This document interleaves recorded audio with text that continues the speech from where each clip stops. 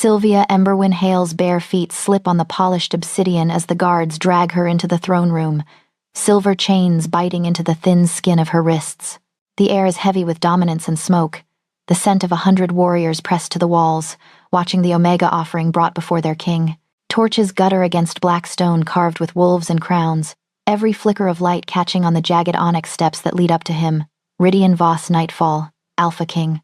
He sits like a carved statue of war, broad shoulders draped in dark leather, scars peeking where his shirt gapes at the collar, eyes a predator's amber that glows faintly in the dim. His wolf thrums in the air, pressing on her lungs until she wants to drop to her knees. When Thorn Ironcrest announces her as the Hale Payment, Rydian studies her with a cold, measuring gaze, as if she is a problem to solve, not a girl about to lose her life. Fear sears her spine, but something hotter, anger, pride, something wild burns through it. When the guards shove her forward and bow, Sylvia does the most reckless thing a powerless Omega can do in the Alpha King's hall. She lifts her chin, meets his eyes, and refuses to kneel. Instead of snapping her neck, he rises from the throne and makes her an offer no Alpha King should ever make to a debtor's Omega. 3 nights. His bed, his protection, his rules. After that, she walks free. He promises he will not mark her without consent. She doesn't believe him, but the chains on her wrists and the hunger in his gaze make one thing brutally clear.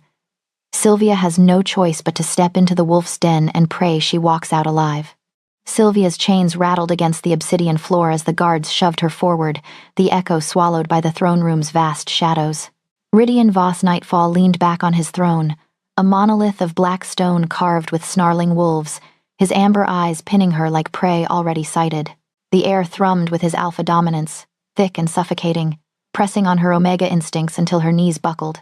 But she locked them, chin lifting in defiance as Thorn Ironcrest stepped forward, his steel-gray gaze cold as forged blades. "The Hale blood debt," Thorn announced, voice like grinding gravel. Sylvia Emberwyn Hale, presented as equal value per the contract signed under the last full moon. Her family's lands, their lives, forfeit unless the king deems this sufficient. Rydian's lips curved, not quite a smile, more a predator's baring of teeth. He rose, unfolding to his full height, broad shoulders straining against dark leather etched with silver runes. Scars traced his forearms, visible where sleeves rode up, and the faint glow of his wolf flickered in his irises. "Speak the terms of the contract, Beta." Thorn unrolled a parchment, its edges singed from blood magic. The Hale Pack borrowed against the Nightfall crown to cover debts to rogue traders. In default, the Alpha King claims what he deems equal gold, land, or flesh. The Omegas were offered first. Sylvia's stomach twisted. Her father's drunken signature, her mother's whispered pleas, it crashed over her now. Not just land, her, sold to settle a fool's gamble. Rage boiled through the fear, hot and defiant. "You can't own me," she snarled, voice steady despite the tremor in her chains. "I'm no one's equal value." Rydian's gaze sharpened, amusement flickering like distant lightning. He descended the steps with liquid grace, circling her slowly, his scent smoke, pine, raw power flooding her senses until her pulse thundered. Up close, he was devastating, jaw carved from stone, midnight hair falling wild over a high brow, the pulse of ancient magic in his veins. "The contract says otherwise, little Omega, but I am not without mercy." He stopped before her, towering, heat radiating like a forge. 3 nights. Bound to my private wing. You eat at my table, sleep in my chambers, obey my guards. In return, I burn the parchment. Your family's lands stay theirs. No exile, no slaughter. And on the dawn of the 4th day, his voice dropped, velvet over steel. You walk free, unmarked, unclaimed, her breath caught. It was madness, a king's bargain with a debtor's Omega. And if I refuse? His laugh was low, dark. Then the contract stands. Your pack becomes chattel, starting with you in the breeding pens. His eyes raked her, not lecherous but assessing, as if measuring a weapon's edge. 3 nights, Sylvia. Nothing more unless you beg it. She swallowed the urge to bare her throat, instincts warring with fury. No choice. Not really. Fine. But touch me without consent, and I'll claw your eyes out. One scarred brow arched. Noted. He nodded to Thorn, who sliced the chains with a silver dagger. Minho escort her. A silent guard appeared. leading her through labyrinthine halls lit by eternal blue flames. Doors of ironwood groaned open to the king's private wing, a fortress within a fortress. Towering arches, fur-draped chambers, walls hung with tapestries of ancient battles. Her suite dwarfed her old pack hovel, a massive bed piled with silks, a hearth roaring without fuel, floor-to-ceiling windows barred with enchanted silver overlooking jagged peaks under a storm-lashed sky. Minho gestured to the wardrobe. Inside, gowns of midnight velvet hugging her curves perfectly, cloaks scented with protective herbs, collars of soft leather embedded with moonstones that could suppress an Omega's heat. Lingerie whispered in lace and shadow, sized to her exactly. Too exact. As if he'd measured her soul before she arrived. The door clicked shut, leaving her alone. Sylvia's hands shook as she touched a gown, rage and violation churning, studied, catalogued, caged in luxury. She paced to the barred window, staring at the wild moors where freedom mocked her. 3 nights with the Alpha King. Share his roof, his air, maybe his bed. But she was no prey. No trembling offering. If she must walk into the wolf's jaws, she'd do it with teeth bared. Negotiator, not sacrifice. She'd survive his bargain and make him regret underestimating an Omega, with nothing left to lose. The hall felt like a mouth waiting to close around her. Firelight licked up the stone columns, throwing long shadows across the vaulted ceiling, the glow catching on blades mounted along the walls, and the pale faces of the warriors stationed around the room. Sylvia's soft boots barely made a sound on the dark flagstones as the guard led her in, but every head turned anyway. Wolves knew when prey entered a room. Only, she reminded herself, she wasn't prey, not tonight. At the far end of the long table, beneath a banner of a silver wolf on black, Rydian sat in a high-backed chair carved from obsidian and bone, one elbow resting loose on the armrest, fingers idly tracing the rim of his goblet. His eyes tracked her approach, gold catching the firelight, unblinking. Thorn stood at his right shoulder, statue still, while Lysandra lounged to his left, draped in deep wine silk, lips curving with interest that didn't look friendly at all. "Sit," the king said, voice carrying easily through the hall. The chair beside him, of course, not down the table, not near the door, right in the heart of the lion's den or the wolf's. Sylvia crossed the remaining distance, every muscle tight with awareness of eyes, sense, judgment. The gown they'd left for her moved like water around her legs, midnight fabric catching hints of blue when she passed the torches. She took the seat, spine stiff, hands flat on the polished wood to keep them from shaking. "Back straight," Rydian murmured, barely moving his lips. "Shoulders down. You look like you're about to bolt." "Maybe I am," she muttered, keeping her eyes on the empty plate. A warm weight settled between her shoulder blades, light but inescapable his palm. His fingers spread, thumb grazing the line of her spine. Power shivered through the contact, his wolf pressing against her nerves, testing, tasting. Sylvia bit down on a gasp and forced herself not to flinch. "If you intend to survive this court," he said quietly enough that only she could hear, "you do not show fear. Not to me, not to anyone. Easy for you to say," she whispered back. "No one's talking about putting you in a pen if you misstep." His hand drifted up, slow as a stroke of fire, closing lightly around the side of her throat, not squeezing, just anchoring. The room sharpened, every breath too loud in her ears. He leaned in, his mouth near her ear, the heat of him a brand. "Also," he said, "your scent is broadcasting every thought you try to swallow. The moment those doors opened, every wolf in this hall knew you were terrified and angry and stubborn." There was something like dark amusement in his tone. "They will use that." "Can't help it," she snapped under her breath. "Omega, remember?" "Yes," he said, thumb brushing just under her jaw, startling a shiver out of her. "I do." Her pulse tripped against his fingers. He seemed to feel it because something in his eyes flickered, that faint, dangerous glow intensifying before he forced it back. When he spoke again, his voice had a new roughness to it. "Breathe in," he ordered. "Hold. Now push it down. Imagine a door. Close it on the fear first. Lock it. Then the anger. Then the urge to run." His grip stayed steady, not hurting, just there, insistently real. "Leave only what you want them to smell." "And what's that?" she managed. He considered her for a beat. "Steel." She almost laughed. "Wrong, Omega, Your Majesty." "Try," he said. So she did. Inhale, hold, picture a door. She imagined her father's shaking hands signing away their debt. Slam. Her mother's tired eyes, slam. The humiliation of being dragged through the fortress, displayed like a thing, slam. Underneath, there was something harder, sharper, a glint of fury, an ember of stubbornness that refused to die. She focused on that. The ember grew, molten and bright. Her jaw eased. Her shoulders lowered, not in surrender but in readiness. Rydian's eyes darkened, head tilting slightly. Better, he said. His hand slipped from her throat slowly, fingertips trailing along her jaw as they left, leaving sparks in their wake. Again later. You'll need the practice. Platters began to arrive then, carried by silent servants. Roasted venison, root vegetables slick with herbs, fresh bread, meat pies that made her stomach cramp with longing. The last meal she'd eaten had been stale oats and desperation. Eat, Rydian said, reaching for his own goblet. She hesitated. What, no royal taster? Not worried someone's poisoned the troublesome Omega? His mouth curved. I'd know. He paused. And you're more valuable alive. Comforting, she muttered, but she picked up the knife anyway. They ate in a strange, taut silence.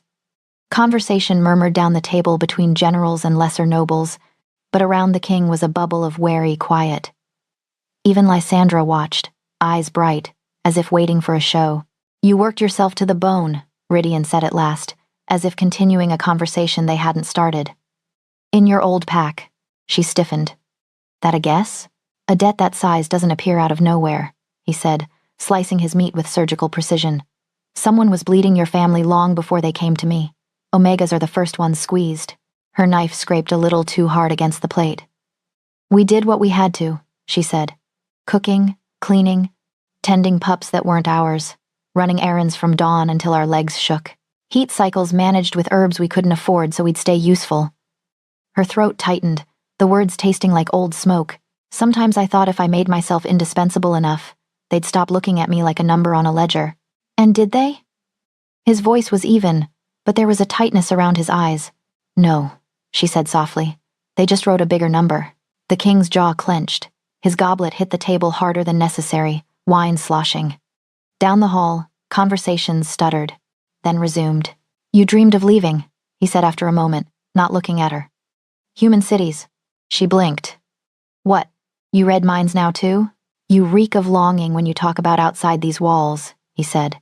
It's not just freedom, it's distance. Anonymous crowds. No one sniffing your scent the moment you walk into a room. Sylvia stared at her hands. I used to read old smuggled magazines, she admitted reluctantly. Pictures of humans in their ridiculous clothes, some of them eating in the street, carrying little paper cups of coffee. No pack hierarchy, no scent lines, just chaos. I wanted that, to be no one. Her mouth twisted. Hard to be sold if no one knows your name. A beat of silence. She felt his gaze on her, heavy, assessing. Being no one, he said quietly, isn't the freedom you think. She almost snapped back, but something in his tone stopped her. When she risked a glance, his eyes weren't on her anymore. They drifted past the hall, past the walls, somewhere years and miles away. How old were you? She asked before she could stop herself. When you took the throne. He took a slow breath, setting his knife down with care. The hall seemed to lean in. 22 winters, he said. Old enough to know better. Young enough to still think knowing better mattered. He didn't wait for her response, as if this story had been waiting at the back of his throat and now had to come out. My father wouldn't yield. His mind had been gone for years, eaten by paranoia and bloodlust. He saw enemies in every shadow. Sometimes he was right. The ghost of a humorless smile. Mostly he wasn't. Sylvia watched his hands. They were steady, but the tendons stood out white along his knuckles. He called a challenge night, Rydian said. Accused half the betas of treason. Said he'd gut anyone who spoke against him. I told him he was unfit to rule. His eyes flicked to hers, a flash of something raw. He laughed, called me pup, so I stepped into the circle. Her breath caught. You challenged your own father. He left me no choice, Rydian said. I thought I could restrain myself. Win, not kill. Prove I was strong enough to lead without becoming what he was. His gaze dropped to the table.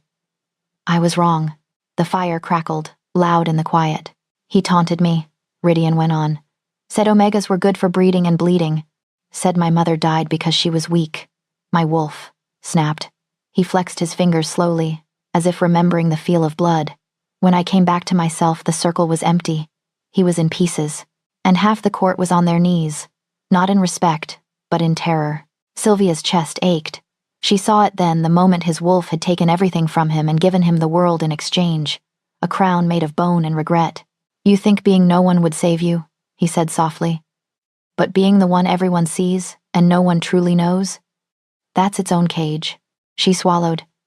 For a heartbeat, the distance between Debtor's Omega and Alpha King shrank to something fragile and thin. Two people who had never been given a real choice, bleeding under different weights.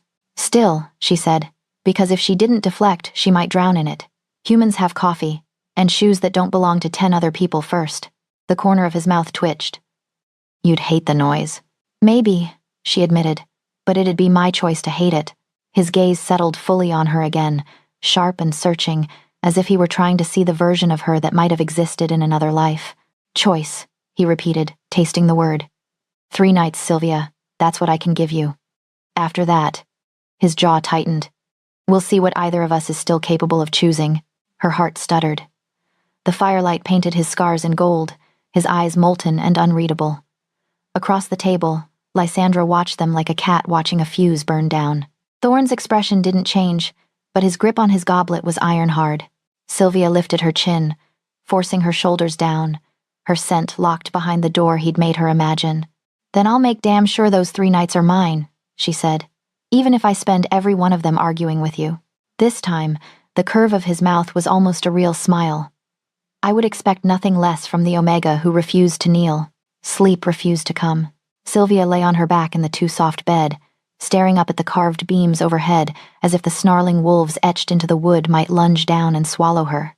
The fire in the hearth had burned low, embers pulsing like a heartbeat in the dark, but her own pulse was faster, uneven, skipping every time memory replayed the way the hall had gone quiet when she refused to kneel, the way Rydian's hand had tightened on her throat, not cruel, just there, as if his touch alone could pin the world in place. Eventually, the walls felt too close. She slipped from the bed, bare feet sinking into a fur rug, and wrapped one of the lighter cloaks around her shoulders. The garments they'd left for her had no weight of memory, yet no smell of smoke from her old hearth, no traces of her mother's herbal soap. Just nightfall stone and faint wolf musk, unfamiliar and unsettling. The balcony doors gave under a tentative push, wards humming faintly along the frame. Cool night air rushed in, sharp with pine and distant snow, brushing over her skin like a blessing. She stepped out, fingers catching briefly on the cold iron railing. Below, the training ground sprawled in silver and shadow. Moonlight washed over the packed earth, the dummies and weapon racks, the painted lines of the sparring circle. Empty now, but the ground remembered every howl, every clash of teeth and steel. Beyond the walls, the forest rose dark and endless, a black sea under a sky pricked with stars. Sylvia breathed in deep, letting the chill burn her lungs. Out here, the scent of stone and smoke was thinner. She could almost imagine herself somewhere else on a human rooftop, maybe, watching streetlights flicker instead of torches. No ranks, no alpha aura pressing on her bones. A low sound rolled through the night, distant but too close all the same. A howl, rough and raw, cutting across the quiet. It wasn't the clean, bright call of a content pack. This sound was jagged around the edges, frayed with struggle and teeth-gritted control. Her skin prickled. Every hair on her arms stood on end. Another howl answered, shorter, more like a barked command. Then silence. "Can't sleep?" She spun, cloak whipping around her legs. Rydian stood just inside the balcony doors, half in shadow. The only thing he wore was a pair of loose black pants hanging low on his hips, the rest of him bare to the cold and the moon. In the softer light, without leather and metal, he looked more dangerous, not less. Scars mapped his chest and arms in pale strokes, old claw marks across his ribs, a ragged crescent near his shoulder, a thin white line over his heart like someone had once tried to carve it out. His hair was a mess, damp at the temples, as if he'd shifted and back again too fast. Faint traces of fur clung to his forearms. His eyes still held the last ghost of that wolfish glow. Sylvia swallowed. "Do you make a habit of sneaking into women's rooms half-dressed, or am I special?" "1," he said, voice a little rougher than usual. "This is my wing. 2, you left your balcony wards weak enough a pup could slip past them. And 3. He stepped out into the moonlight with her, breath fogging the air between them. You're not just any woman, are you? She snorted. I'm a debtor's omega in a borrowed dress. You're a debtor's omega who stands on a nightfall balcony instead of curled under a bed, he countered. You're either very brave or very foolish, or very tired of being afraid, she said quietly, turning back to the view. For a while, they just stood there. The night pressed close but not suffocating, cool air threading between them. His presence was a weight at her side, heavy but strangely anchoring. She could feel his heat without touching him, like standing too near a bonfire. Tell me, he said at last, what took them from you first? Sleep, hope, or trust?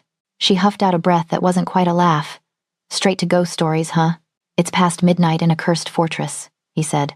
What else would we trade? She curled her fingers tighter around the railing. Hope, I guess. When I was 10, my mother caught sick. Nothing dramatic, just a fever that wouldn't break. Our pack healer did what he could, but remedies cost, and the Alpha said she wasn't priority. Her jaw clenched.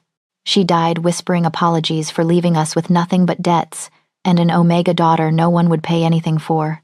Rydian's gaze slid to her, sharp and soft at once. Healer should have been dragged to the circle for that. He was following orders, Sylvia said bitterly. We buried her on the hill behind our hut. After that, sleep went next. It's hard to rest when you keep waiting for what's left to be taken piece by piece. She swallowed.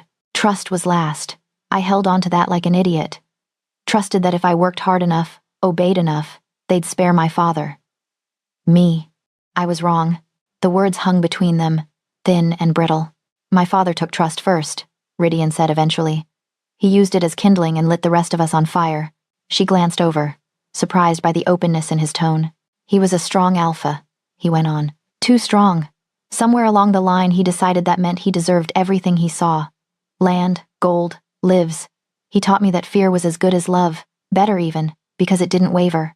When I was 12, a rival alpha sent a peace offer. My father had him gutted in front of the whole pack, then turned to me and said, Remember, pup, mercy is how kings die. Her stomach turned. You believed him? I wanted to, Rydian said. He was the only model I had. But my wolf didn't. It hated the smell of that fear. Hated how the pack shrank whenever he entered a room. His hand lifted absent-mindedly to the faint white line over his heart. First time I realized something was wrong, I was 16. We were sparring. He went too far, broke a beta's arm just to make a point. The wolf surged up, not to obey, to stop him. What happened? I blacked out, he said simply. When I woke, 3 men were on the ground, bleeding. My father was smiling. He looked proud, called me his little monster, said nightfall would be safe so long as I pointed that rage outward. Sylvia's chest tightened. You were a child.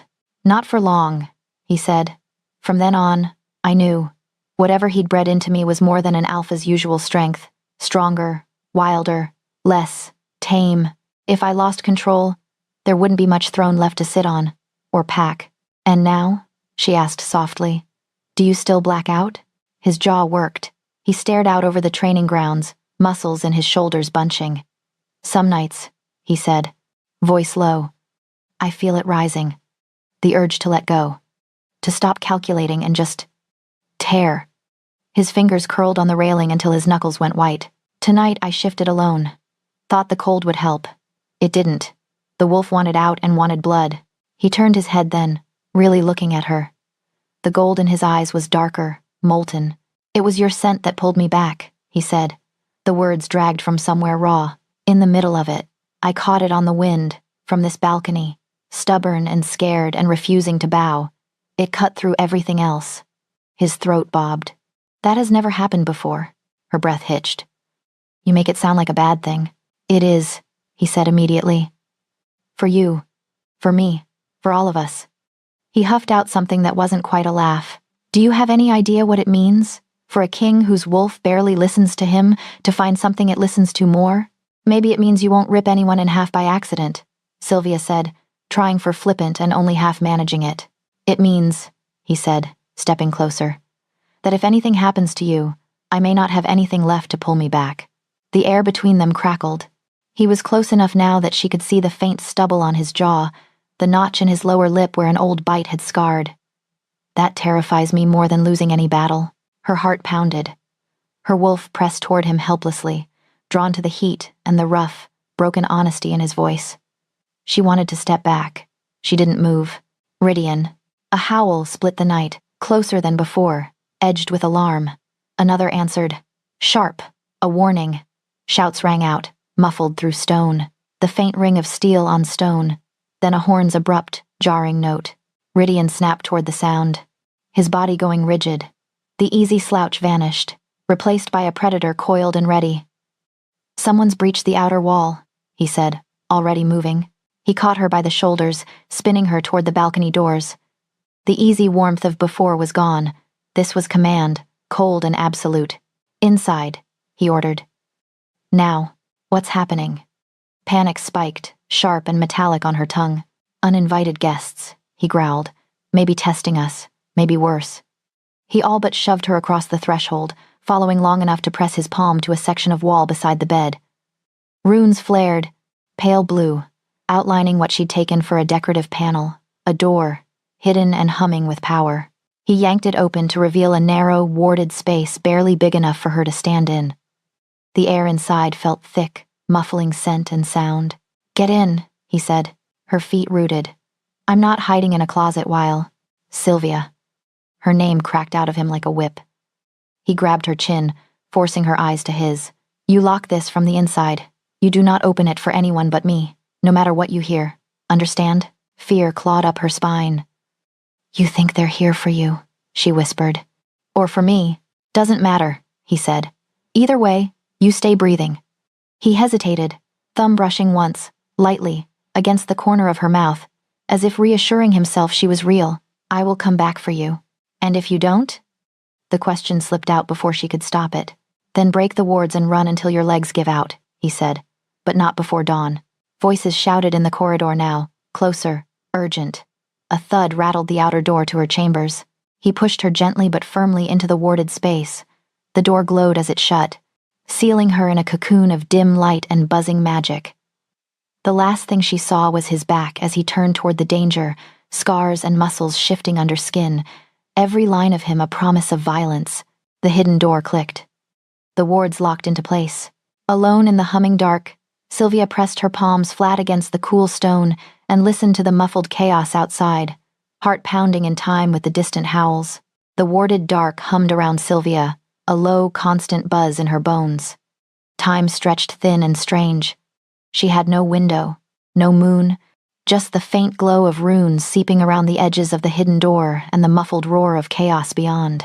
Shouts rose and fell commands, snarls, the crash of something heavy meeting stone. Once, a howl cut through it all, deep and furious. Her wolf recognized it, responded before she could stop it, straining toward the sound. Rydian. Then, as suddenly as the noise had peaked, it dropped. Not into silence, exactly, but into a different kind of quiet, thick, watchful, waiting. Sylvia's palms were slick against the stone. She forced herself to breathe slow, in and out, just like he'd told her. Imagine a door. Close it on the fear. Lock it. Her heart didn't listen. It rabbit-thumped anyway. The first knock was so soft, she almost thought she imagined it. 3 lazy taps against the outer door of her chambers, far beyond the little warded space. Knock, knock, knock. Her skin crawled. The sound was wrong. Not the sharp, economical rap of a soldier, or Rydian's heavy, impatient fist. This was... casual. Amused. Well, this is cozy. The voice slid through the stone like smoke, distorted but clear enough to send a cold line down her spine. Male.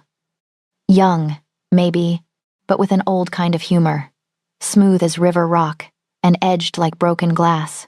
Let me guess, it went on, conversational. He shoved you into the little hidey hole and told you to be a good girl. Said he'd come back for you.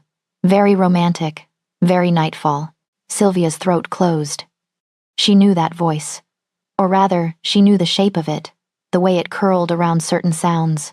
Her mother used to tell stories, when storms rattled their thin walls and the wind howled like something nameable. Stories of a wolf who walked outside pack law, who slipped through shadows and packs, always laughing. Or in Flintpaw, the trickster rogue, the wolf who never bowed. You shouldn't be here, she managed, voice barely above a whisper, as if he might somehow hear through layers of stone and warding. "Oh, I should be exactly here," he said cheerfully. There was a scrape, like someone leaning a shoulder lazily against wood. "You, on the other hand, should be almost anywhere else. But that's the nightfall curse for you wrong people in the wrong cages at the wrong time." He tapped again, a gentle, mocking rhythm. "Do you know what happens to things the king's wolf fixates on? Little Hale?" Her name in that voice hit like ice water. She pressed her back harder into the stone, as if she could sink through it. "You don't know me." A low chuckle. "Don't I? Sylvia Emberwyn Hale. 10 when your mother died. 15 when you took her place in the kitchens. 20 when your father finally gambled away more than his blood could pay. I make it a point to know interesting bloodlines." Her pulse spiked. "I'm nobody." "Ah," Orin said softly. "That's what they told you. How convenient for them. Here's a secret. Little wolf, no one signs a blood contract with the Nightfall throne over a nobody. Gold, land, flesh, yes. But this?" His voice dropped, silk over a knife. "This was about lineage. About what your blood can wake up that Rydian's has been strangling for years." The wards thrummed, as if reacting to the name. Sylvia swallowed hard. "If you're trying to scare me, you're doing an excellent job." "Scare you?" he mused. "No, I'm just balancing the board. You should know why the king can't take his eyes off you. Why his wolf stopped tearing the world apart the moment he scented you." Her hand flew to her throat, to the place his fingers had rested, hot and horrible and too gentle. "He's obsessed because I smell nice?" she said, bitter. "That's hardly new." "That's not obsession," Orin said. "That's recognition. Your line and his are older than most of the bricks in that fortress. When they cross." He whistled low. "Well, crowns fall, wars end. Sometimes whole forests burn. Depends on who does the choosing." Her head spun. Old stories rose up unbidden. Tales of a first wolf and a first Omega whose bond held the world in place. Myths, she'd always thought. Pretty lies to make Omegas feel important before they were shoved back into the kitchens. "You're lying," she said. "You don't know anything about my line." "If you truly believe that," he said gently, "you're not nearly as clever as you pretended in the throne room." She bristled. "And what exactly do you get out of telling me this?" A pause. She imagined him smiling, all teeth. "Let's say I don't like seeing old patterns repeat. And I don't trust Rydian Voss Nightfall not to choose for you. Once he realizes what you are, he will not let you go. Not after 3 nights. Not after 3 years.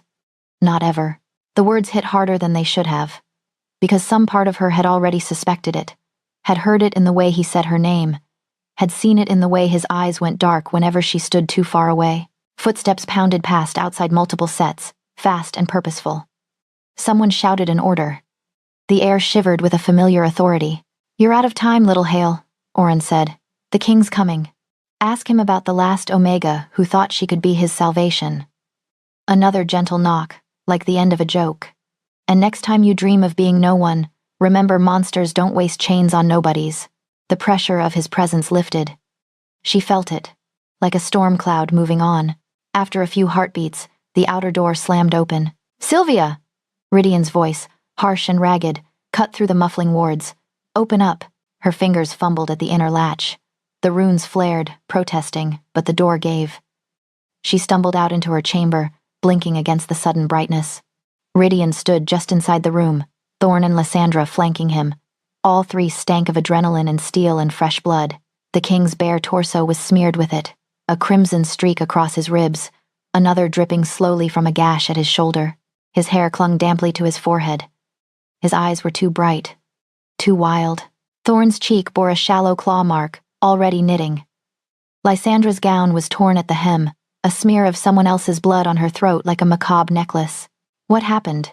Sylvia blurted. "A test," Thorn said curtly, scanning the room, nostrils flaring as if searching for a trace of someone else. "Not a real breach, probing for weaknesses. Did they find any?" she asked. Rydian's gaze snapped to her, pinning her in place. For a moment, something in his expression softened relief, sharp and almost painful. Then the mask slammed back down. "Not where it matters," he said. His voice was rough, frayed at the edges. "Thorn, Lysandra. Out." Lysandra's brows arched. "You sure you want to be alone with her like this, brother?" "You're frayed." Now, he growled, a beat of silent challenge. Then Lysandra shrugged, lips curving with a secret she didn't share, and swept out. Thorne hesitated a fraction longer, eyes flicking from Rydian's bleeding shoulder to Sylvia's pale face, then followed, shutting the outer door with a solid thud. The room felt suddenly smaller. Rydian's shoulders sagged a fraction once they were gone. He braced one hand on the bedpost, the other pressed to his side. Blood seeped between his fingers, dark against his skin. "You're hurt," Sylvia said. "Not badly." He eyed the warded panel, still humming faintly. "Did anyone come to the door?" She hesitated. Oren's voice curled like smoke in her memory. "Ask him about the last Omega. Just you," she lied. His jaw tightened, but he let it go. "For now." "Sit," she said, surprising herself. When he didn't move, she stepped closer, tugged at his wrist. "If you bleed out after making such a dramatic exit, I'll be very annoyed." His lips twitched, despite everything. "Bossy for an Omega. Someone has to be," she muttered, pushing him down onto the edge of the bed. Up close, the wounds were easier to see. A long slash along his ribs, shallow but angry. A deeper puncture at his shoulder where something with claws had tried to tear in. The smell of blood, his blood was thick and heady, making her wolf restless. She fetched the basin and bandages from where she'd seen them earlier, hands moving on a strange, automatic calm. Her mother had taught her basic tending before the pack decided Omegas were better used scrubbing floors than saving lives. "Hold still," she said. "Don't order your king," he murmured, but he didn't flinch when the cloth, wet and cool, touched torn flesh. They worked in silence at first. She cleaned. He endured.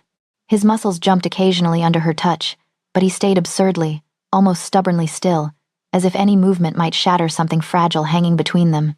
"You were going to tell me," she said eventually, voice low, "about another Omega, someone who tried to save you." His breath left him in a slow exhale. "Oren's been talking," he guessed. She didn't confirm or deny. She dabbed at the blood on his shoulder instead, watching it smear, then fade. "Her name was Mira," he said. "She was from a border pack. Smart, brave. Thought she could fix Nightfall from the inside. Everyone told her to run when she got close enough to see the cracks. She didn't. Did you claim her?" The words scratched her tongue. "No." His gaze was fixed on some point over her shoulder. "I wanted to. My wolf wanted to. But she wanted a king who could promise her things I didn't know how to give. A softer court. A gentler throne. I was still my father's son back then. More monster than man. I told myself letting her go was mercy." "Was it?" Sylvia asked. He finally looked at her. There was old regret in his eyes, and something like fear. She left before the council could decide how they felt about a foreign Omega whispering in the king's ear. Before my enemies realized what she meant to my wolf. A humorless smile. Oren helped her vanish. "Sometimes I think that was the only truly selfless thing I've ever done." "Why tell me?" she whispered. "Why me and not her?"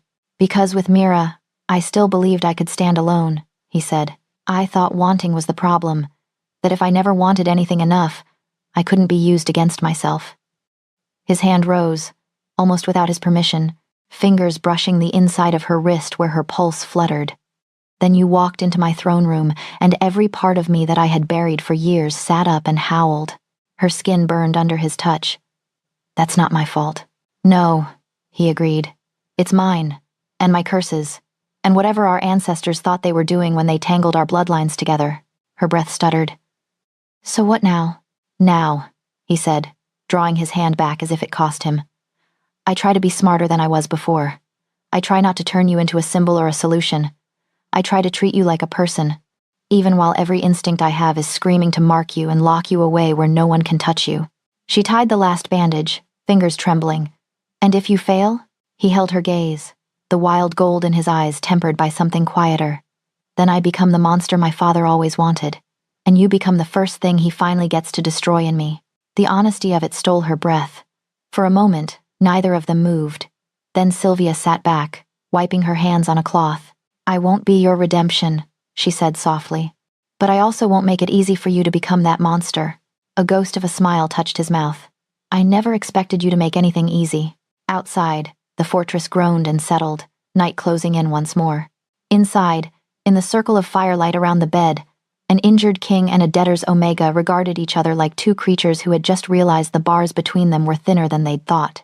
A hand clamped over Sylvia's mouth just as dawn's first gray light seeped through the barred window. She jolted awake, heart slamming, but the scent hit her before panic could pine, smoke, blood. Rydian. His eyes were inches from hers, wild gold dulled by urgency, a fresh bruise blooming along his jaw. Quiet, he breathed, finger to his lips. We're leaving, now. She nodded against his palm. He released her, already moving to the wardrobe, tossing a heavy wool cloak over her shoulders. It smelled of him, warm and commanding, swallowing her smaller frame. Pack light, cloak pocket only. Food, knife if you have one. No more. Her mind raced as she scrambled for boots, stuffing a water skin and the dagger from her belt into the folds. What's happening? Oren's scouts got too close last night. Words spreading faster than I can contain it. He shrugged into a leather vest, buckling straps with swift efficiency, a short sword already sheathed at his thigh. Lysandra and Thorn will hold the fortress. We're going where no one's eyes reach. Going where? His gaze met hers, hard as flint. The old forest, Nightfall's cradle. Answers wait there if we reach it alive. She didn't argue. The air in the room felt charged, like the moment before a storm breaks. He led her through a side passage she'd never noticed. Stone grinding shut behind them. Fog clung thick to the outer yard, muffling the world in white. Thorn waited with 3 sturdy horses, his face a mask of grim lines, saddlebags packed tight. Tracks lead south already, Thorn said by way of greeting, swinging up. Rivals or Oren's dogs. Either way, they're smelling blood. Rydian boosted Sylvia onto the middle horse, his hands lingering a beat too long at her waist. Stay between us. Ride hard. They melted into the mist like ghosts, hooves muffled on damp earth. The fortress shrank behind them, swallowed by swirling gray. No trumpets, no farewells, just the creak of leather and the rhythm of urgent flight. The forest swallowed them whole within the hour. Ancient trees loomed, trunks thick as houses, branches woven into a canopy that choked out the weak dawn. Moss dripped from boughs, roots snaking the narrow path like veins. The air grew cooler, heavier, laced with the tang of wild earth and something older magic, perhaps, or just the weight of forgotten centuries. Sylvia rode close behind Rydian, the horse's steady gait lulling her nerves, but not her questions. Thorn brought up the rear, eyes scanning shadows.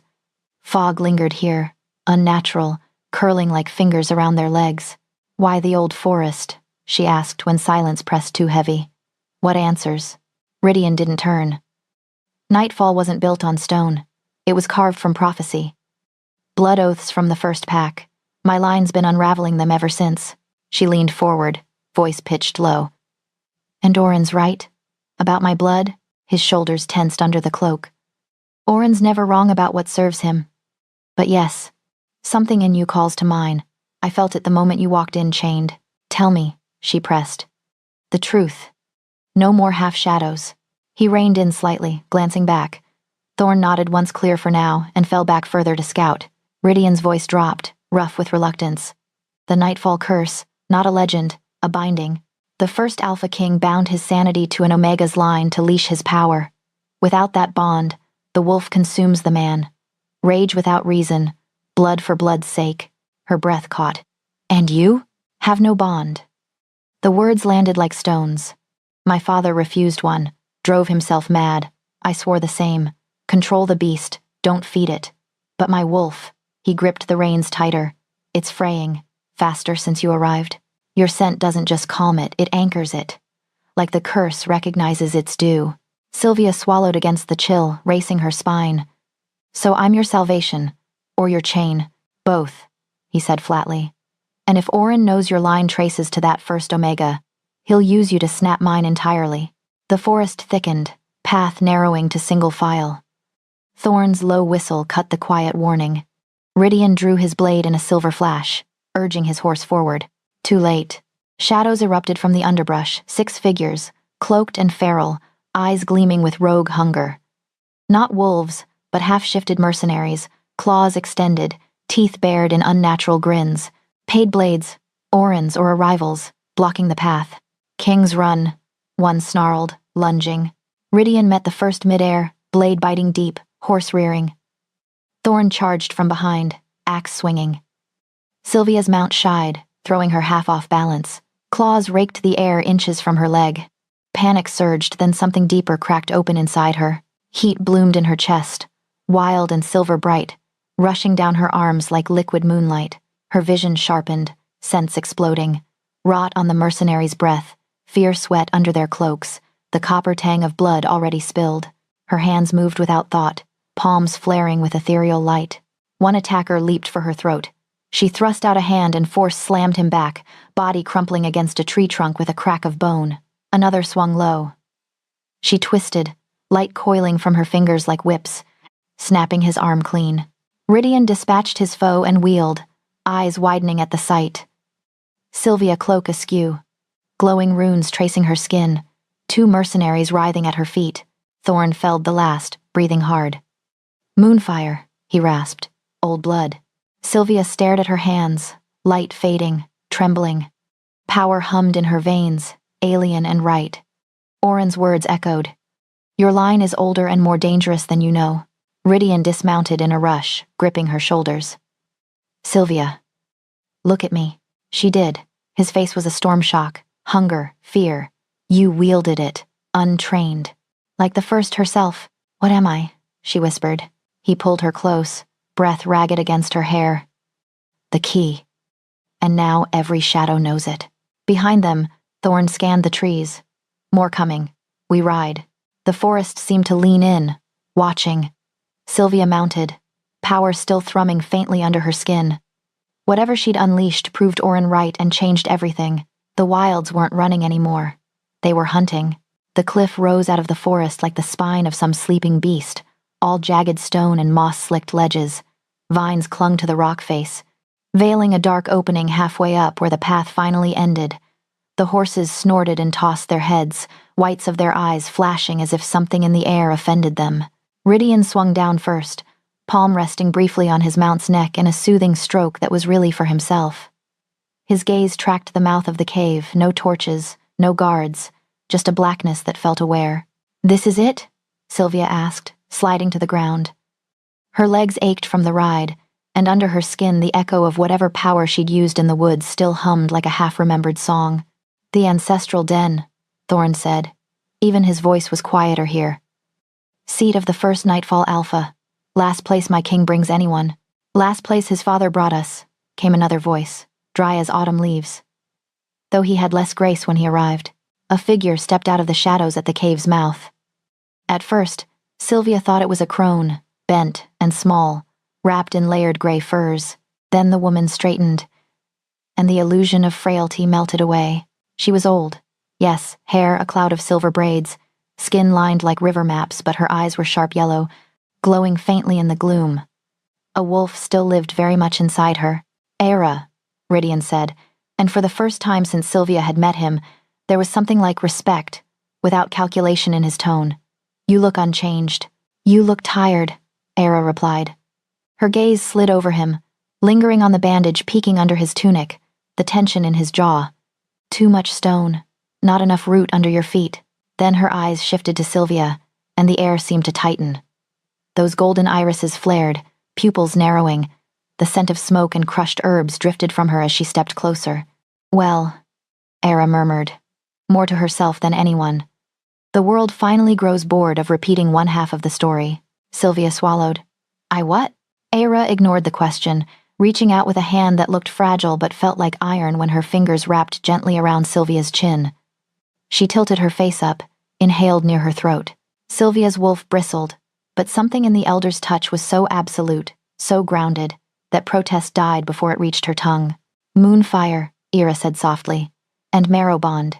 You smell like silver trees and old promises, like someone hid you in plain sight and hoped the forest would forget. Rydian stiffened. You recognize her. I recognize her blood, Era said, releasing Sylvia. Bring them in. The stones listen better when they can breathe. Inside, the den widened into a cavern whose roof soared out of sight, lost in shadow. Pale roots dangled from above, glowing faintly, casting everything in soft, ghostly light. The walls were carved with spirals and wolves and crescent moons, each line worn smooth by time and touch. At the center, a shallow pool reflected their faces in ripples of silver. Era moved like she belonged to the rock. Sit, she ordered, pointing to the flat stones near the pool. You, King. There. Girl, here. Sylvia glanced at Rydian. He nodded once, the tiniest motion, then lowered himself where she'd indicated. He looked bigger in this space and somehow smaller, his crown invisible and irrelevant. Era faced them, staff planted firmly. You've come because the curse is waking, because your wolf chews at its leash, and the court whispers about whether you'll end like your father.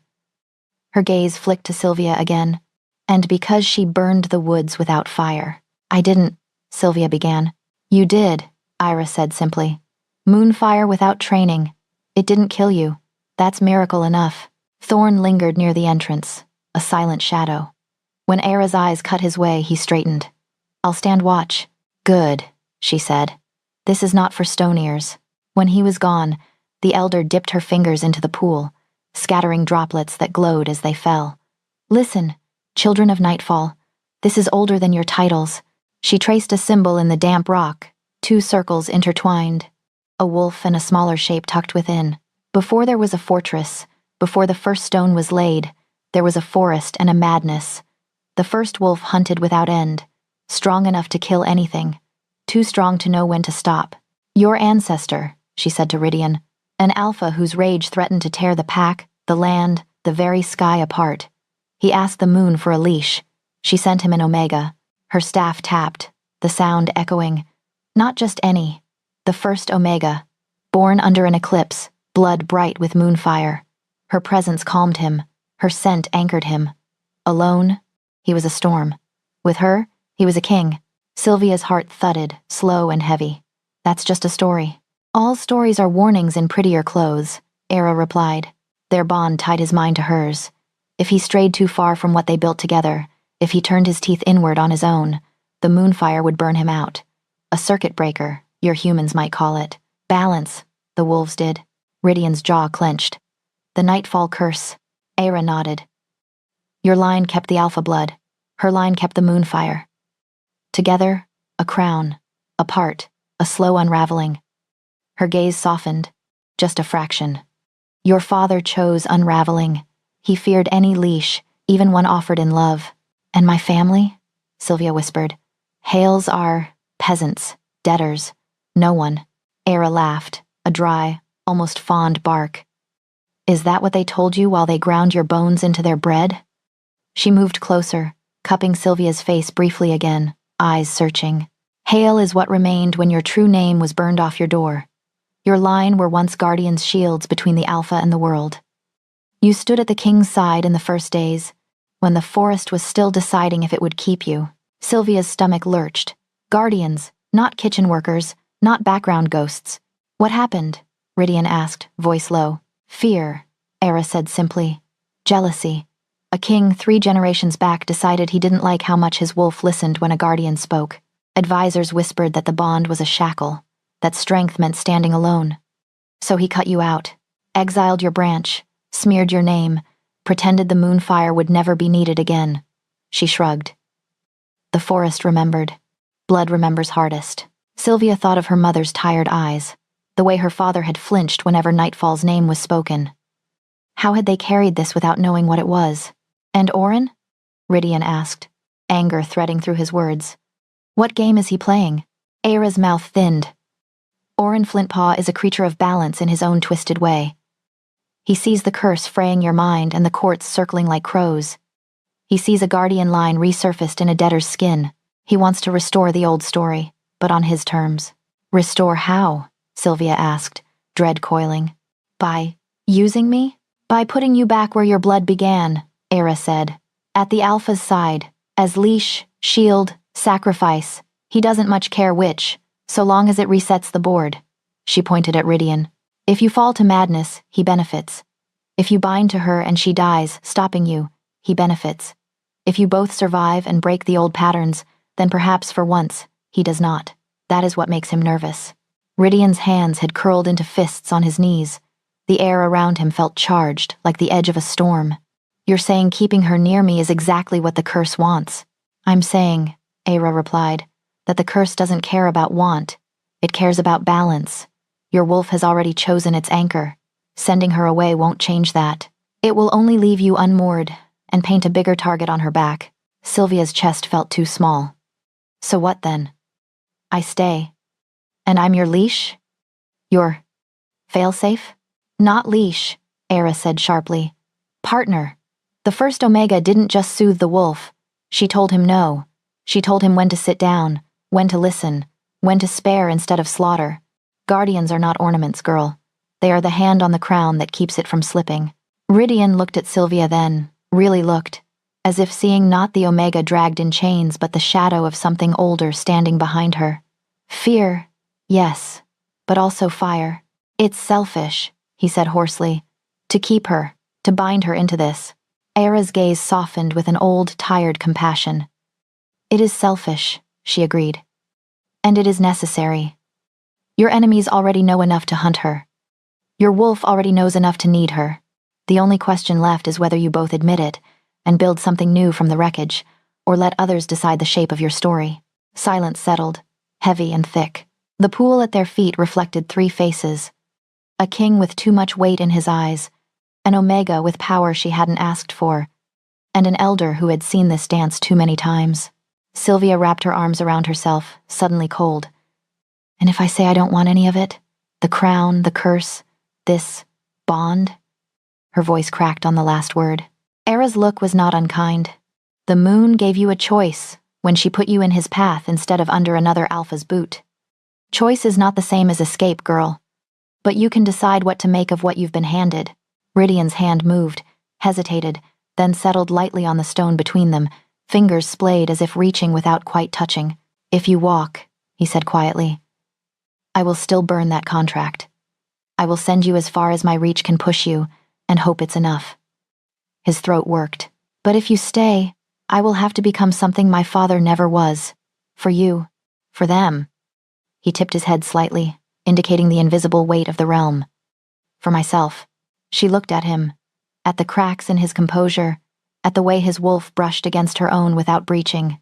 Selfish and necessary. Leash and partner. Prison and possibility. The den seemed to hold its breath, roots pulsing faintly overhead. I don't forgive the way this started, Sylvia said finally, voice low but steady. You still bought me. You still put me in chains, even if you cut them after. But I'm already in your story, Rydian. Running hasn't saved me yet. She exhaled. Years of helplessness, leaving on the same breath. So if I stay, it's on my terms. Guardian, not pet. Partner, not ornament. And if I tell you no, you listen. Something raw flickered in his eyes, then settled into something harder. A vow. Maybe. Agreed, he said. Era smiled then, small and fierce. Good. Perhaps this time the forest will get an ending it hasn't already memorized. By the time the fortress came into view again, the sky was already bruising toward dusk. Nightfall rose out of the cliffs like it had been carved from the same darkness that pooled in the valleys below. Torches burned along the walls, brighter than usual, their flames licking higher, as if the stone itself were nervous. Banners snapped in the growing wind, the silver wolf on black seeming to watch their approach with cold, knowing eyes. Sylvia adjusted her cloak, fingers worrying the edge of the fabric. Even from this distance, she could feel the pack shifting. Wolves returning from the outlying lands, messengers racing along the parapets, the hum of anticipation that always preceded a full moon gathering. Tonight, they would all be there. And for the first time, she wouldn't be hidden in some shadowed corner. She would be at the Alpha King's side. Rydian rode ahead, posture rigid in the saddle, carrying the weight of a crown no one could see but everyone felt. Thorn peeled off toward the barracks as they passed through the gates, barking orders before the hoofbeats had even faded. The courtyard buzzed, then stilled as Rydian dismounted, Sylvia sliding to the ground a heartbeat after him. Eyes followed them, some curious, some calculating, a few openly hostile. The scent of it all, interest, skepticism, thin edges of fear brushed against Sylvia's skin like sandpaper. Rydian's hand settled at the small of her back, firm and unmistakably possessive. Head up, he murmured. If you walk in like prey, they'll treat you like it. Noted, she muttered. You planning on answering the question stamped on every face out here, or just glaring until they choke on it? His mouth twitched, but he didn't answer. Not yet. They reached his private wing without incident, doors shutting behind them with a weighty thud that cut off the murmur of the fortress. Inside, The air felt thicker, charged, as if the stone remembered every full moon before this one and was waiting to see if tonight would be a repeat or a rupture.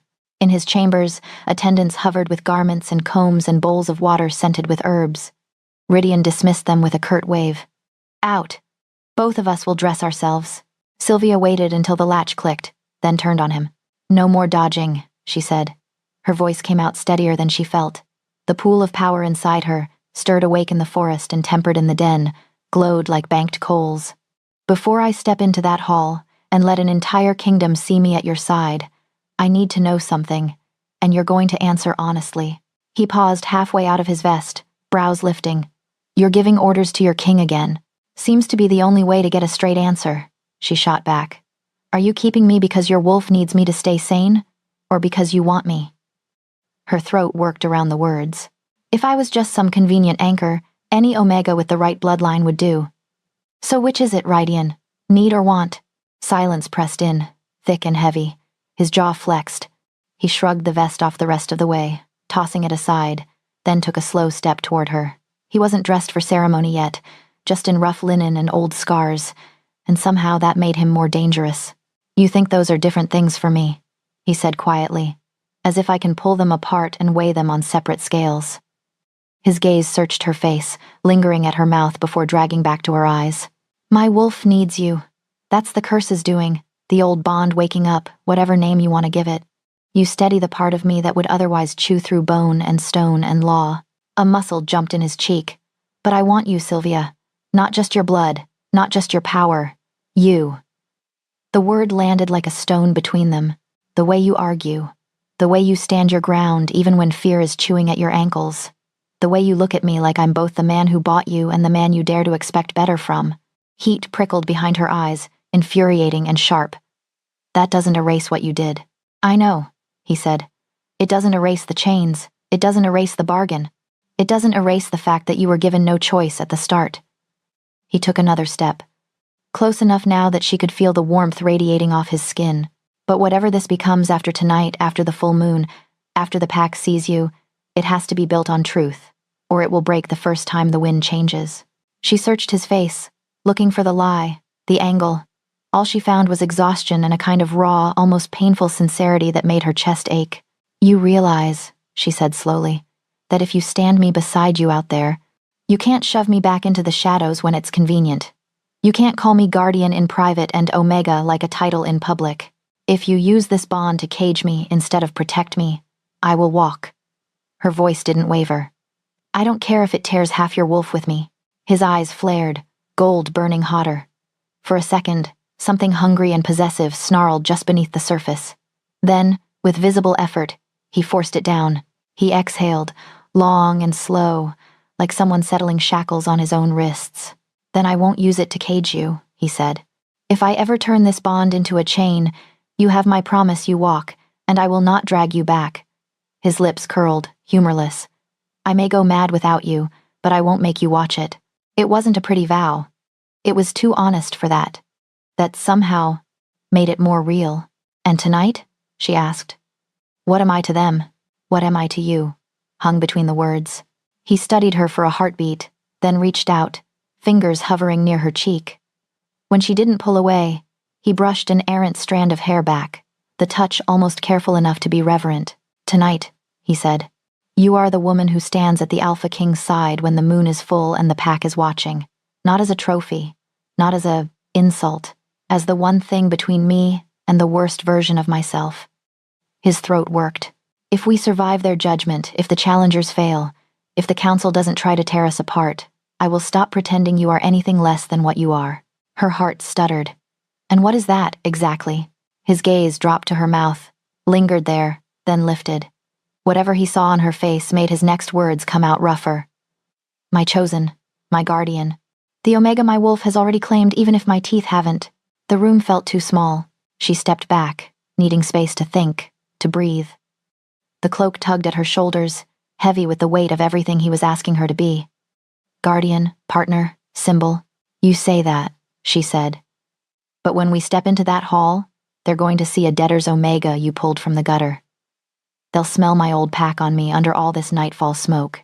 They'll decide what I am to you before you ever open your mouth. Then I'll have to use my mouth to correct them, he said, a flicker of dark humor cutting through the tension. You're not the only one who can speak, Sylvia, she huffed despite herself. You realize you just promised to tell the entire pack that you, what was it, want me? He inclined his head. If that is the price of making them understand you are not disposable, then yes. Fear and something hotter twisted together in her stomach. Being invisible had been its own kind of prison. Being seen like this would be another. But at least this time, she wouldn't be standing there alone, waiting for decisions made in rooms she never entered to fall on her head. Fine, she said. We'll walk in together. I'll stand at your side. I'll keep your wolf from tearing the walls down. But if you falter, if you forget what you just promised, remember this is my life on the line too, not just your crown. His expression shifted, something like pride flaring through the weariness. You sound like Aira, he said. I'll take that as a compliment, Sylvia replied. He reached for his formal leathers then, the ones etched with silver wolves and old runes, shrugging them on with practiced movements. She turned to the wardrobe, fingers tracing the rich fabric of the gown laid out for her deep night blue, simple but cut to flatter, a silver thread along the hem mimicking moonlight. When she pulled it on, it fit too perfectly, as if the den itself had whispered her measurements to the fortress. When they faced each other again, something shifted in the space between them. The king and the Omega were still there, but layered over now were the thin outlines of something else, not quite equal, not yet, but pointed in that direction. Guardian, Alpha. Two halves of a story the forest was tired of watching end badly. Rydian offered his arm. Ready? No, she said honestly, then slid her hand into the crook of his elbow anyway. But I'm going. A low hum settled over her skin at the contact, his wolf brushing against hers, a wordless acknowledgement. He drew in a breath, like someone about to jump into a cold river, then opened the door. The sound hit them first, the rise and fall of voices, the restless shuffle of bodies, the distant thud of drums calling the pack to assembly. The moon's pull pressed faintly at the edges of Sylvia's mind, promising a night that would strip away lies and leave only what could survive the light. Rydian glanced down at her one last time, something like a question in his eyes. If we come out of this alive, he said quietly, just for her, there will be no more hiding. Not of you, not of what you are to me. Her chest tightened, painful and sharp. She nodded once. Then let's give them something worth staring at, she said, lifting her chin. Together they stepped into the hall, into the noise and the light and the gaze of a kingdom that had no idea the ground was already shifting under its feet. The arena had never felt so small. Stone tiers rose in a rough circle around the packed earth, every ledge and stair crowded with bodies. Wolves in human skin, shoulders touching, breaths fogging in the chill night.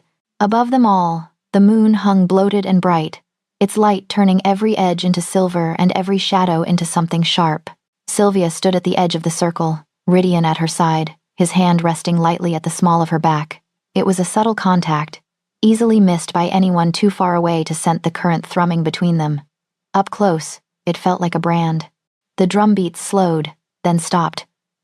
A hush rolled outward, swallowing the murmurs, the rustle of cloaks. All that remained was the sound of the wind and the dull roar of blood in her ears. Rydian stepped forward, letting his gaze sweep the gathered pack. His voice, when it came, carried without effort. Nightfall.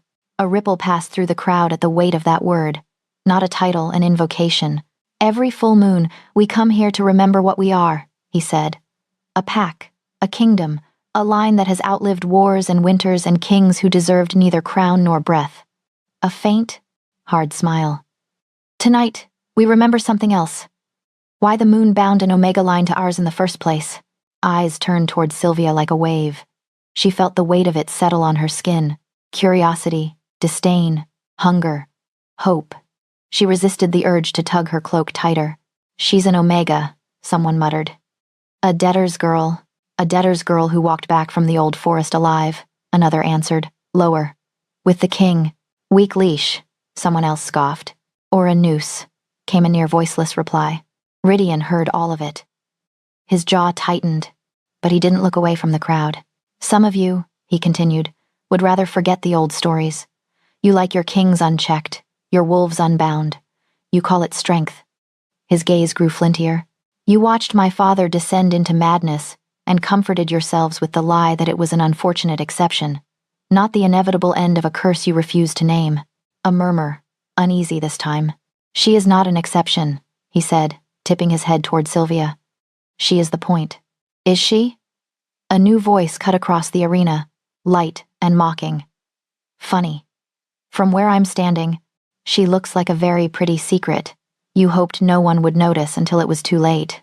Orin Flintpaw stepped into the circle as if the ground had been waiting for him. No fanfare, no herald. One moment he was in the crowd, a ripple in the shadows. The next, he was there, boots scuffing the dust, cloak billowing slightly in the moon's breath. He wore no crest. His clothes were travel-worn, hair tied back in a careless knot, eyes bright and amused. A rogue through and through. The pack's tension snapped tighter. Orin, Thorn growled from his place near the front, hand on his axe. Relax, Ironcrest, Orin said, flashing teeth. I came as a guest, mostly. Consider me. His eyes slid to Rydian. An envoy of all the questions your king hasn't let you ask. Rydian's wolf pushed against his skin, a faint glow brightening his gaze. You don't belong in this circle. Neither did she, Orin said mildly, nodding toward Sylvia. Until you dragged her in. The words sliced clean. Sylvia's spine straightened, heat licking up her neck. She refused to flinch. Orin turned slowly, addressing the crowd now. Brothers. Sisters. You've all been wondering about the little Omega your king fetched to his side. You smelled the change in him the moment her boots touched this stone. He spread his arms, easy, inviting. Allow me to put a few rumors to bed. He pointed at Sylvia, and she felt the gesture like a finger pressing between her ribs. She is not just a debtor's daughter, not some tavern stray he took pity on. She is Hale in name only. In blood she is guardian, direct descendant of the first Omega who bound the Nightfall curse. The one line your kings had to keep close or risk losing their minds entirely. A gasp tore through the arena. The word guardian ricocheted off stone and hearts alike. Lies, someone snarled. Is it? Orin cocked his head. Ask your elders. Ask the stones. Ask the way your king's eyes stopped going. Quite so empty the night she arrived. Rydian took a step toward him, power rolling off him like heat from banked coals. You come into my arena and speak of things you barely understand. Oh, I understand perfectly, Orin said, all levity gone from his voice now. I understand that you have what no king before you has had in generations, a living guardian with moonfire in her veins. I also understand that instead of declaring her as your equal and binding the curse properly, you tucked her away in your wing like a guilty secret. His gaze sharpened. What are you afraid of, Rydian? Them seeing her, or her seeing you? The crowd shifted. This was more than spectacle now. This was confession, trial, prophecy. The old ways and the new, grinding against each other like tectonic plates. Lysandra stepped forward from the front rank, crimson cloak flaring. Orin speaks with half-truths, she said, voice clear and cold. Yes, the Guardian line has resurfaced. Yes, my brother has delayed making that public. He did so to keep her alive. Her eyes swept the crowd.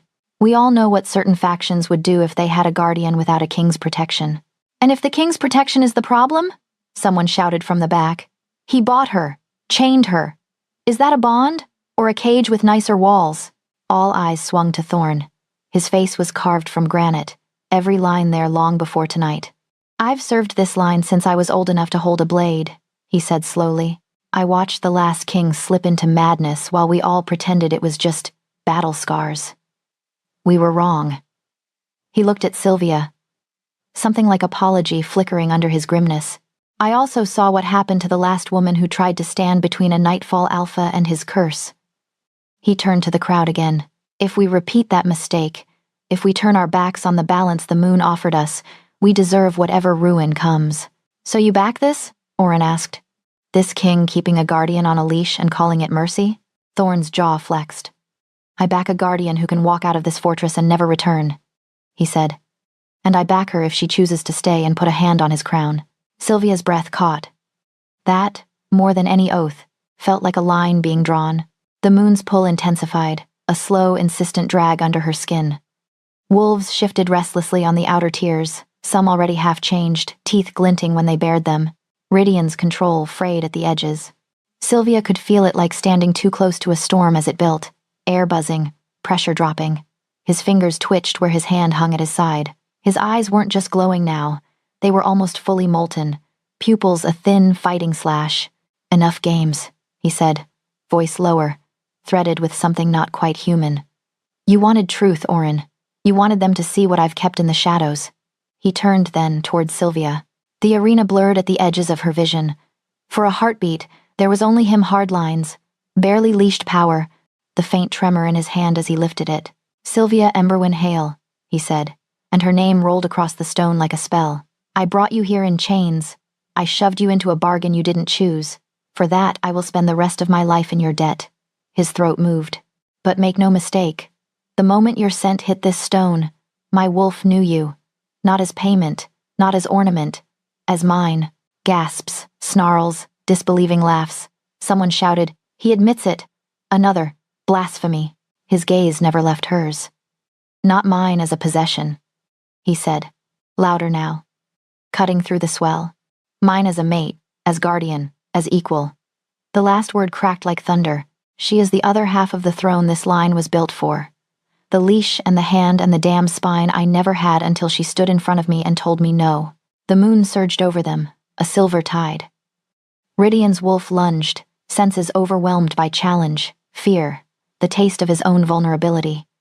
His back arched slightly, breath sawing, bones wanted to shift. Teeth wanted to lengthen. The crowd smelled it.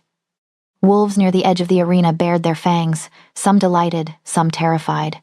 Chaos trembled on a knife's edge. Rydian, Sylvia said, stepping toward him. He didn't seem to hear. His head tipped back, a low growl spilling out, rising, fighting with the words he'd just spoken. The curse tugged at him, old and patient. This, it whispered, is what happens when you want too much. Sylvia crossed the remaining distance and laid her hand flat on his chest, right over the thin scar she knew marked his heart. Look at me, she said. His eyes snapped down, wild. For a second, she saw nothing of the man, only the wolf, furious and frightened. Rydian, she repeated, voice steady even as her own bones hummed with the moon's pull. You asked for a leash. I'm right here. You don't get to tear this place apart because you're scared of being seen. Breathe. His chest heaved under her palm. Instinct screamed at her to back away, to bare her throat, to run. She didn't move. You wanted truth? She said, not sure if she was talking to him or the pack or herself. Here it is. I am not your toy. I am not your excuse. I am not your redemption. But I am your choice. You can either stand with me in it, or drown alone. Something in him snagged on that word choice. The wolf bared its teeth, then hesitated, confused by the lack of fear in the scent pouring off her. Her moonfire stirred, rising to meet the crackling rage in him, not to smother it, but to steady it. Balance, Era had said. A circuit breaker. Slowly, painfully, his shoulders dropped a fraction. The sound in his chest shifted from an oncoming roar to a rough, shaking breath. His fingers, clenched into claws, uncurled enough to brush her arm. Stay, he rasped, and she knew he meant more than just this moment. I will, she said. If you do. The pack watched, transfixed, as the Alpha King pulled his wolf back from the edge, not because he'd cowed it into submission, but because an Omega with fire in her blood had asked him to. Orin tilted his head, something like grudging admiration flickering across his face. Well, he said softly, that's one way to do it. Blasphemy, someone muttered again, weaker this time. Evolution, Lysandra countered sharply. You wanted a king who wouldn't turn into his father? This is what it looks like. Thorn stepped forward, dropping to one knee and striking his fist to the earth. Nightfall bows to the balance, he said. It wasn't the old oath, but it was close enough to twist the knife in tradition's side. Others hesitated, then followed, some kneeling fully, some only dipping their heads. Not all. A cluster to the right remained standing, faces closed, eyes flat. Future trouble, Sylvia thought distantly. Rydian, still breathing hard, turned back to the crowd. His hand slid from Sylvia's chest down to her fingers, lacing them with his in a grip that was not gentle and not possessive, something fiercer and more fragile. From this night, he said, voice rough but carrying, you will not speak of your king without speaking of your guardian. You will not threaten her without taking it as a challenge to my throat. His eyes swept the holdouts, lingering. You wanted to know who she is to me. You have your answer. Adjust yourselves accordingly. Blood had already been spilled in the skirmish outside the circle, but something deeper bled here, old oaths, old expectations, the comfortable fiction that kings stood alone. Chains snapped. Some wolves mourned the sound. Others, Sylvia saw, looked almost relieved.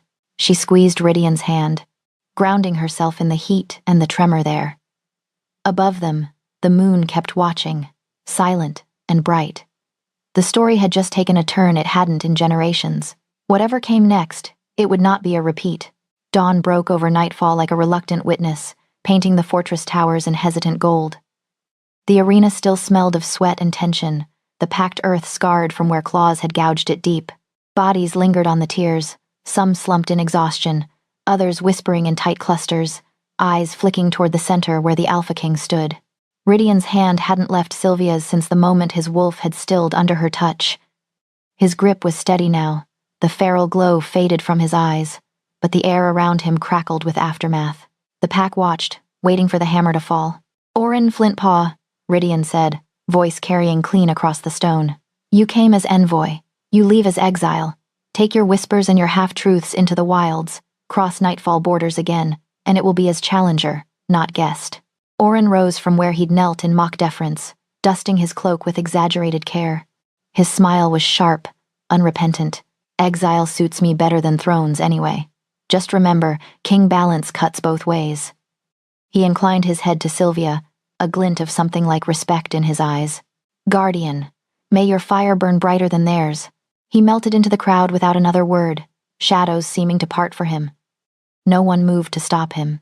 Rydian turned to the holdouts, the cluster of nobles who hadn't knelt, their faces masks of calculated neutrality. "You heard the balance spoken. You saw it hold. Swear to the new order, or join the rogue in the wilds." One by one, they dropped to knees or fists, oaths spilling out ragged but binding. Not all were sincere. Sylvia scented the bitterness beneath some, but blood oaths didn't care about intent. They bound all the same. Thorn and Lysandra flanked them as the crowd dispersed, the Beta's axe still bloodied from quiet enforcements in the shadows. "The dissenters are contained," Thorn said low. "Prisons for the worst, exile for the rest." Lysandra's gaze lingered on Sylvia, appraising. "You held," she said simply. "Most wouldn't have." Sylvia met her eyes. "Most wouldn't have had to." Rydian exhaled, the tension bleeding from his shoulders as the last wolves filed out. He turned to her, thumb brushing the back of her hand. "It's done." "No," she said softly. "It's begun." He nodded, the weight of it settling between them. She was no longer the debtor's daughter dragged in chains. She was guardian. Mate, the cornerstone of whatever nightfall became next. There was no unringing that bell. Months blurred into seasons, the full moon's echo fading into daily rhythms reshaped by their hands. Sylvia walked the halls now, not as guest or prisoner, but as architect. In the scriptorium, she bent over parchments with scribes and elders, striking lines through old laws that treated omegas as chattel. "No more pens," she insisted, voice steady. "No more forced heats or breeding tallies. Omegas train as warriors if they choose, healers if they choose, leaders." The words became ink, then oath, then precedent. In the training yards, she worked with the young ones' pups who'd never seen a guardian before. Her moonfire came easier now, controlled in bursts, shields of silver light, whips of force to teach precision. "Power isn't a curse," she told a wide-eyed girl with trembling hands. "It's a tool. Yours to wield." Her belly rounded gently under loose tunics, a secret shared only with Rydian in the quiet hours. Not a chain, but a choice. A life woven from two lines that had waited generations to cross. Rydian ruled beside her, his hand softer where it counted. Dissenters heard before blades fell, borders opened to trade instead of raid, but iron where it bent. Challengers found no mercy in his gaze, his wolf steady now, anchored. He sought her counsel in the war room, listened when she said no, built walls around the new laws with the ferocity of a mate defending his own. One evening, as frost rimed the windows and the hearth roared, Sylvia found him on the balcony, staring at the wilds where Orin had vanished. She slipped her arms around him from behind, chin resting on his shoulder. The pup kicked lazily between them. "You're brooding," she murmured. "Habit," he said, covering her hands with his, checking for cracks. "There will always be some," she said, "but we mend them together." He turned, pulling her close, forehead to hers. "3 nights," he said softly. "That was the bargain. You could have walked at dawn. Should have, by all reason." She smiled, tracing the scar over his heart. "I had 3 nights to survive and leave. But I saw the man under the king." the wolf under the monster. The kingdom waiting to be more than blood and claw. Her voice dropped. I chose to stay. Not because you owned me. Because we could build this. His breath shuddered out. And every day, I have to choose to be worthy of that. The king you risked everything for. You already are, she whispered. Keep choosing anyway. He kissed her then, slow and deep, the moon their only witness. Below, nightfall stretched out, changed, fragile, fierce. A kingdom reborn not from chains, but from a vow kept in the firelight. If this tale of forbidden bonds and unbreakable wills gripped you, hit that subscribe button and turn on notifications. The wilds hold more secrets. Don't miss what rises next.